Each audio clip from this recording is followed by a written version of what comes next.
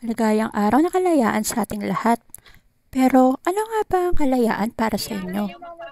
Para sa akin as a content creator, ito ay importante dahil nasasabi natin at nagagawa mga gusto natin as a content creator.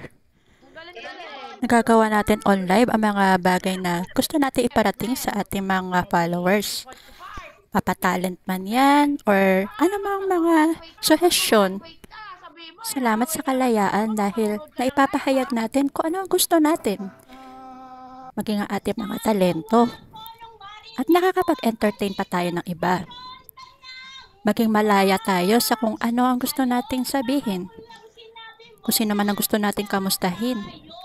At sino man ang gusto nating alalahanin. Lalo na ang mga nakalipas.